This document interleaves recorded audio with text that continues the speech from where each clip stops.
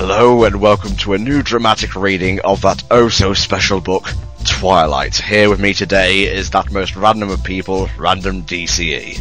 Hello.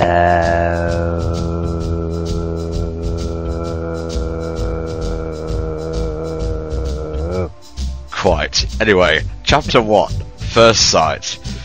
My mother drove me to the airport with the windows rolled down. Okay. It was 75 degrees in Phoenix, the sky a perfect cloudless blue. Oh. I know, isn't that pleasant? I was wearing my favourite shirt, sleeveless, white eyelet lace. I laugh it's that Mega Man t-shirt, I be L8 Robot Master. I was wearing it as a farewell gesture. My carry-on item was a parka. Okay, thanks for telling me this, but yeah.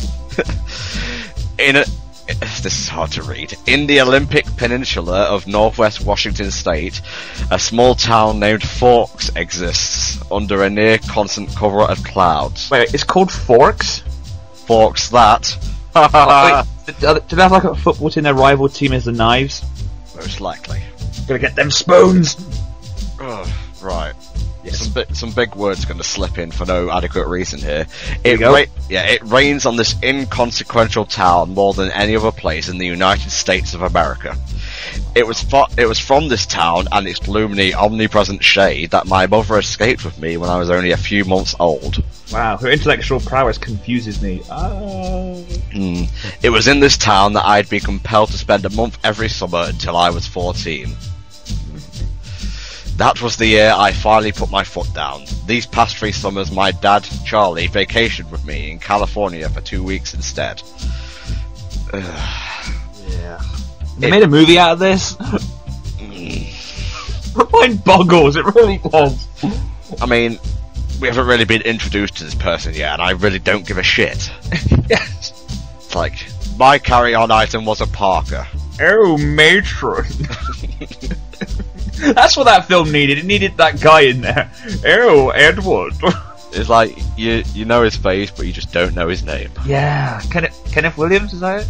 Probably, that sounds about yeah. right. Anyway, it was to Forks that I now exiled myself, an action that I took with great horror. I Forks... That sounds like something that Squirrel King wrote. Hang on. It was to Forks that I now exiled myself, an action that I took with great horror. I'm waiting for her to call herself John Freeman now. I detested Forks, a 3-word sentence, okay. I loved Phoenix. Full stop. I loved the sun and the blistering heat. I loved the vigorous, sprawling city. How can a city be vigorous? Isn't that a human trait? Oh my god, this book is rubbish. Bella, my mum said to me, the last of 1,000 times before I got on the plane, you don't have to do this. My mum looks like me, except with short hair and laugh lines. Oh dear. Well, that's good, because we haven't really got an accurate description of it yet. Yeah. I felt a spasm of panic as I stared at her see, it's hard to read, it's hard to say. As I stared at her wide, childlike eyes. How could I leave my loving, erratic, harebrained mother to fend for herself? Of course she had Phil now, so the bills would probably get paid. Who's Phil? Yes, Uncle Phil? Uncle Phil! There would be food in the refrigerator, gas in her car, and someone to call when she got lost, but still... Food in the fridge, it's definitely Uncle Phil.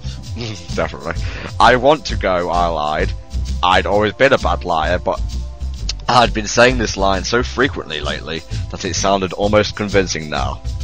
Tell Charlie I said hi. I will. I'll see you soon, she insisted. You can come home whenever you want. I'll come right back as soon as you need me. I swear that sounds like a song. Yeah, I'm just sort of waiting for like some trendy bongo music to play in the background. It's like a reading at a poetry club or something. Here's my latest poem. Here's my latest poem for my lesbian lover. It's called Twilight. But I could see the sacrifice. I could see the sacrifice in her eyes behind the promise. Sacrifice! Don't worry about me, I urged. It'll be great. I love you, Mom. Oh god. She hugged me tightly for a minute, and then I got on the plane and she was gone. That was quite blunt. Oh. It's a 4-hour flight from Phoenix to Seattle. I hope you die of what's that thing where you don't move for a long time? Oh, well, you get you get like pins and needles. No, deep vein thrombosis. That's the one. Oh, okay. I hope How'd you get that? Hope she gets it and dies. Yeah, you die. Ugh. Oh, what a horrible bitch she is. And then an hour drive back down to Forks. Okay. Flying doesn't bother me. The hour in the car with Charlie, though, I was a little worried about. Did they just get to the vampires already? Ugh. I'm bored of this shit already. Charlie look, I swear this is hard to read. Charlie had really been fairly nice about the whole thing. He seemed genuinely pleased that I was coming to live with him for the first time with any degree of permanence. Yeah. He'd already gotten me registered for high school and was going to help me get a car. But it was sure to be awkward with Charlie. Neither of us was what anyone would call verbose. Yeah, and I didn't know what there was to say regardless. Oh, this was written for retarded teenagers, I'm sorry. It may look good on Facebook, this probably doesn't look good on a paperback. Oh no, I've read that. I knew he was more than a little confused. Wait, you're reading it from the book? Yeah. You bought the book? No, I'm actually reading it off an Amazon.com thing. Oh my god. Yeah. That's what you're not telling us, Tom. Yeah. Wait a minute, I'm a closet twat, aren't it? It all makes sense. Judas! No. Anyway. Yes. I knew, oh God's sake, I knew he was more than a little confused by my decision like my mother before me. I hadn't made a secret of my distaste for forks. Knives on the other hand. I just, I'm sorry, the fact it's called forks, there's so many puns you can do in cutlery, it's just great. When I landed in Port Angeles... What? Wait, what? Port Angeles, yeah. Did she even proofread this shit? Is there a place called Port Angeles?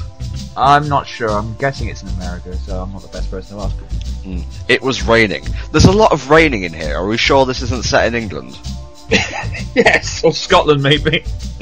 Oh, I wrote a book called Twilight, it was great! I didn't see it as an omen, no, I'm not going to do it in my Irish accent. Anyway, Yeah. I didn't see it as an omen, just unavoidable. I'd already said my goodbyes to the sun. Goodbye, Mr. Sun, I'll see you in the morning!